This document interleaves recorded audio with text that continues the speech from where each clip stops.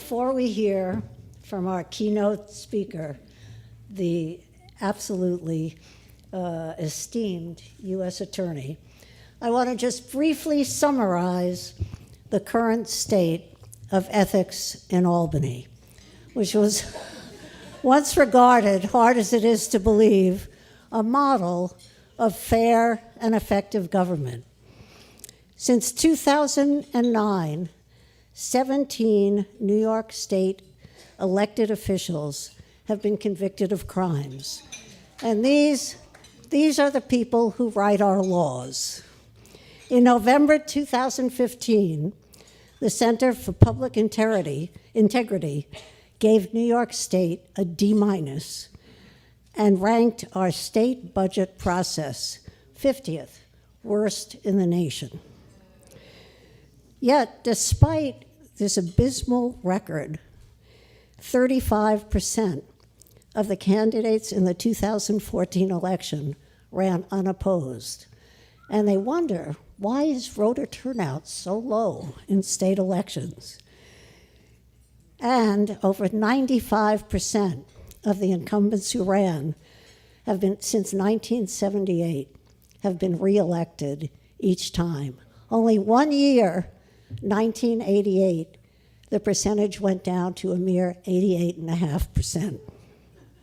State legislatures are often viewed as stepping stones to jobs in higher office for those interested in public service.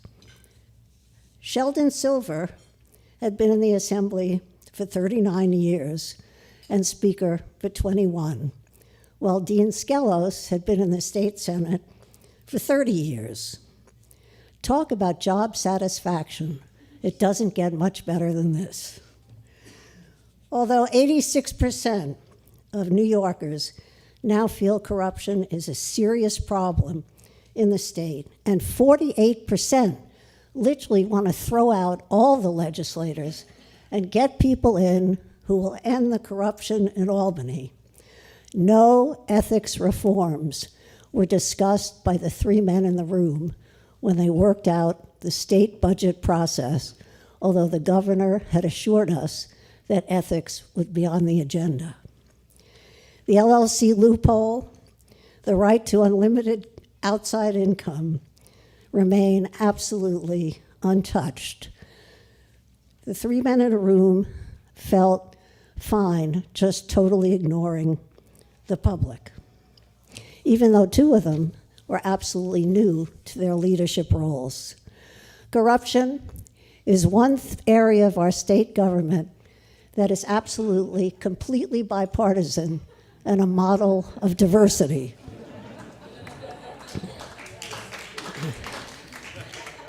How could this happen? Well, thanks in large part to gerrymandering and severe limitations on ballot access, it's almost impossible to vote any state legislator out of office, since they draw their own district lines. They either have to leave voluntarily or be convicted of a crime. There's no easy solution to this problem, but Common Cause New York has been hard at work, and we've actually made some meaningful progress. In 2012, our legislators inadvertently gave New Yorkers a break. They were so busy securing their own reelection that they didn't have time to draw the congressional districts. But Common Cause New York had already drawn a nonpartisan congressional map. The state court dubbed it the gold standard of fair redistricting and essentially accepted the boundaries we had drawn. As a result, New York now has more competitive congressional districts in the 2016 election than any state. 9 in all. And it makes us a key state in House races. For all we know, New York may turn into a swing state. When Governor Cuomo shut down the Moreland Commission because the legislature had passed an ethics package, ostensibly an ethics package, that proved not nearly strong or comprehensive enough, Common Cause successfully called for inserting a clause that required legislators to disclose their outside income. Sheldon Silver was its first victim. Now we're pressuring them to pass reform. We asked each of the legislators and the governor to sign a clean conscience pledge prior to the 2016 election, affirming that they will support, vote for, work to pass, and have signed into law legislation that closes the LLC loophole, limits outside income, and identifies the purpose for and recipients of all state funds allocated at the discretion of the legislators and the governor to increase transparency and eliminate conflicts of interest. As Susan Lerner showed you, we always seek to engage and mobilize our members and the public. And we're about to hold our politicians' feet to the fire with a website that does the following. It lists which legislators have and haven't signed the pledge. It exposes their public statements and positions on each of the items in the pledge, and it enables their constituents to email their praise or criticism, and most importantly, to vote appropriately when they get to the polls. But success will require a concerted effort on many fronts.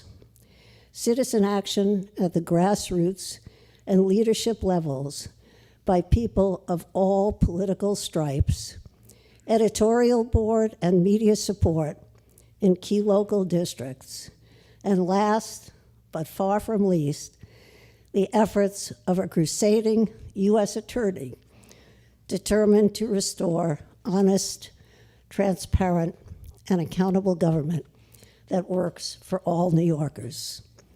Preet Bharara pursued the unfinished investigations of the Moreland Commission and has done more to make the public aware of the depth and magnitude of the corruption in Albany than anyone in recent times. In the process, he may have actually opened more state legislative districts to new candidates in 7 years than our politicians have opened in 38.